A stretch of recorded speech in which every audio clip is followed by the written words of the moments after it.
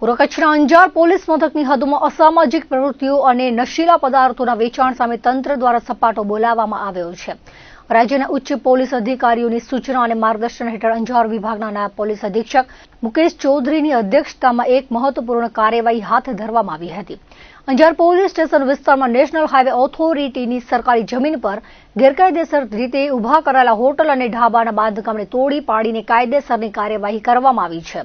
આ સમગ્ર મામલાની વિગત મુજબ પ્રકાશકુમાર હરિંગા રામ બિશ્નોઈ નામનો શખ્સ, જે તાજેતરમાં હેરોઇન જેવા કેફી દ્રવ્યો સાથે પકડાયો હતો, તેણે વરસાણા ગામના બસ સ્ટેશન પાસે હાઈવે પર નેશનલ હાઈવે ઓથોરિટીની જમીન પર આશરે 60 વાર જેટલા વિસ્તારમાં પતરાનું ગેરકાયદેસર હોટલ ઢાબું બનાવ્યું હતું.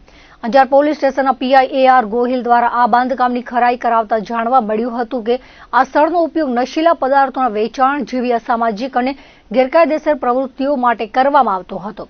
તંત્ર દ્વારા આ ગેરકાયદેસર દબાણને ગંભીરતાથી લઈ તાત્કાલિક અસરથી દૂર કરવાનો નિર્ણય લેવામાં આવ્યો હતો.